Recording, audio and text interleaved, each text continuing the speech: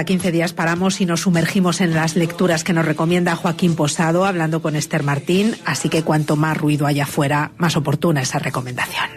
La librería de Ángela, un refugio literario y cultural.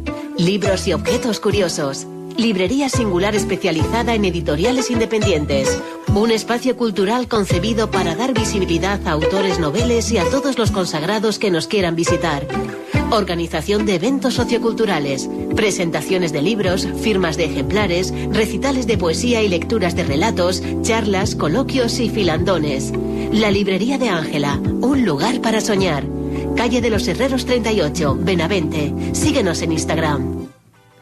Una novela breve pero intensa para leer despacio. Timandra es la recomendación de Joaquín Posado. En el sprint de la campaña electoral, podríamos decir, Joaquín nos lleva a la Grecia clásica de mano de un griego moderno. Buenos días, Joaquín. Hola, ¿qué tal? Buenos días. ¿Cómo estáis? Bien, hoy nos traes una novela de Theodor Kallifátides, no sé si lo he dicho bien. Sí, yo no sé si decir Kallifátides o Califátides. Yo creo que suena L más que L, así que bueno. Es un escritor griego, ya tiene 85 años y además habría que precisar, en algunos lugares aparece como un escritor sueco. ¿Y eso? Y resulta que este hombre, en los años 60, se fue a Suecia. Llega allí con 25 años, aprende sueco y acaba escribiendo pues prácticamente toda su obra en sueco. Él dice que se marchó de su país asqueado, buscando aire y libertad. Su padre era un hombre de izquierdas y en aquellos momentos Grecia vivía un momento muy inestable políticamente. De hecho, en el 67, como sabéis, triunfó allí una dictadura de coroneles que estuvo en el poder 7 años. En fin, se exilia. Y como él dice, durante parte de su vida ha tenido ese rencor y ese odio hacia ese mundo, hasta el punto de que incluso con su propia lengua ha tenido dificultades para volver a escribir en ella, ¿no? Es un hombre muy apasionado, al tiempo que muy reflexivo. Él en alguna entrevista dice que su corazón es griego y que su cerebro es sueco, ¿no? En fin, en España le conocemos no desde hace demasiado tiempo. Se publicó Otra vida por vivir en el 19 y tuvo gran éxito, y se han acabado traduciendo algunas otras obras: Lo pasado no es un sueño, Madres e hijos, El asedio de Troya y Timandra. Timandra se publica en el 2022 en español. Él había escrito esta obra en 1994. Es la obra que hoy vamos a comentar. Me parece un libro además muy rico por muchos aspectos. Vemos que en ella aparecen los temas que muy a menudo son un lugar común de la obra de Califátides, como la guerra. Él habla muchas veces de que solo la cultura nos salvará del desastre. Mira para la Ucrania de hoy y poco menos que se tira de los pelos. Dice cómo es posible, ¿no?, que en el siglo XXI tengamos una guerra tan irracional, tan estúpida, tan fácil, podríamos decir, de haberla evitado con un poco más de cultura, como comentamos, ¿no? Él habla de la emigración muy a menudo. Él es un exiliado, él es un emigrado. Se marcha voluntariamente, pero se marcha de alguna forma forzado, ¿no? A Suecia en su día. Dice que la emigración no deja de ser una especie de suicidio interior. Él vio que había tenido que arrancar la mitad de su vida para sobrevivir. Habla de la justicia social, de la igualdad, y muy a menudo nos lleva en sus libros a la Grecia clásica. Dice que ahí encontramos una fuente poco menos que inagotable para entender también la vida de hoy.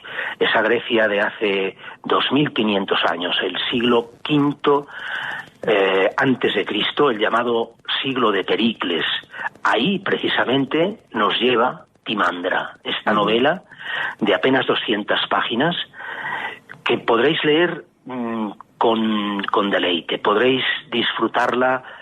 Y hacedlo, por favor, con tranquilidad. Leed despacio, disfrutaréis más de un lenguaje muy cuidado. También es sencillo. Es una historia que trata de los cimientos de lo que somos. de nuestras raíces como europeos, de nuestra forma de pensar y de sentir, diría incluso.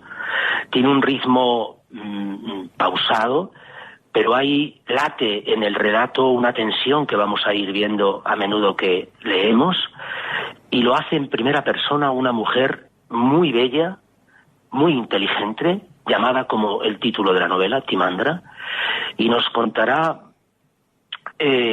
lo que pasa en Atenas en ese siglo V antes de Cristo. Es el siglo de mayor esplendor de la Grecia clásica. Podríamos decir que en ese siglo nacieron muchísimas de las formas, de las conductas sociales, lingüísticas, de nuestra concepción del mundo y del sentido de la vida que los europeos tenemos hoy. En este siglo se dieron unas circunstancias tan extraordinarias como para que en Atenas, en apenas 40, 50 años, se produjeran todos estos fenómenos. Además, nos hablará de su vida, claro, nos pondrá al tanto de lo que será el centro de gravedad de su existencia, que es el amor. Uh-huh. De hecho, ella es hija de una hetera, Teodotis se llama. En aquella época, una hetera designaba a una mujer libre, culta, que acompañaba a personas distinguidas. No sé, no me atrevo a decir que hoy sería considerada una prostituta de lujo, porque las geishas a lo mejor en el Japón, sí, digamos, clásico y tradicional lo representan mejor. Era una mujer que llegó ella y su madre a alcanzar una excelente posición social, desde luego una posición que no alcanzaban el resto de las mujeres, que o estaban sometidas a sus maridos o eran simplemente esclavas. Ella, Timandra, será hetera igual que su madre, y por su vida y por su casa pasarán personajes muy prestigiosos del momento, entre ellos Alcibíades, este personaje histórico conocido como el gran traidor, ahora veremos por qué, que va a ocupar gran parte también de su relato, porque será su gran amor, llegará a darle una hija incluso, y también le dará muchísimos disgustos, aunque también placeres. Por su vida pasará también Sócrates, una figura legendaria de la filosofía. Uh-huh. Ya sabéis, este hombre que no dejó nada escrito y que sabemos de él por la obra de Platón, un discípulo suyo, y que esta figura legendaria se convierte en algunos pasajes de la novela en su interlocutor. Habla con Timandra, también incluso habla con Alcibíades, y incluso cuando más necesitaba ayuda Timandra recurrirá a Sócrates y le ayudará siempre. Aparece también un jovencísimo y retraído Platón. Aparecen los famosos sofistas Gorgias y Protágoras, aquellos que hablaban del relativismo y del escepticismo, sí, esos sofistas que empezaron a ser los primeros maestros que cobraban por enseñar, aunque a Sócrates y a Platón les parecía una indignidad cobrar por llevar la formación y la luz a las mentes de las personas. Fíjate, hoy nosotros, al menos yo que he vivido de la docencia, ¿no? Pero él lo tenía en un estadio, ¿no? De hecho, el propio Sócrates decía que escribir malversaba la idea pura, ese mundo de las ideas que él consideraba más real que el de las propias cosas sensibles, ¿no? Hablamos de Aristófanes, de Eurípides, en fin, no era un ninguno. Momento, era una fiesta de las artes, de la filosofía, de la poesía. Pero detrás de todo este mundo hay una especie como de maldición perpetua que abruma la vida de esta mujer.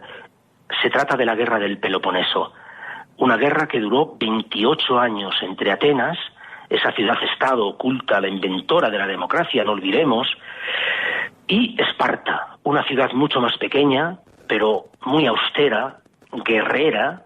Ya se sabe que los espartanos tenían hijos y no eran de sus padres, eran del Estado, oligárquica, no había democracia para nada, más pobre, pero que tenían un orgullo increíble.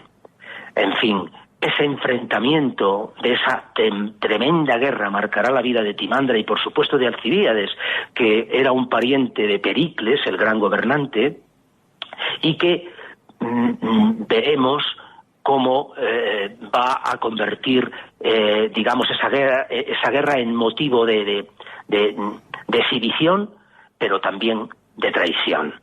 La novela tiene 2 líneas argumentales que dotan al relato de gran dinamismo y también de gran tensión, una tensión muy bien conseguida. Por un lado, el discurrir de Timandra en Atenas, esa relación casi en tiempo real con estos personajes, y al tiempo una especie de relato paralelo que se produce en una pequeña cabaña en Frigia, en donde se refugia el propio Alcibíades con Timandra. Parece que estamos ante el desenlace de toda una vida, la del guerrero y político que llevó a Atenas al desastre, como sabemos.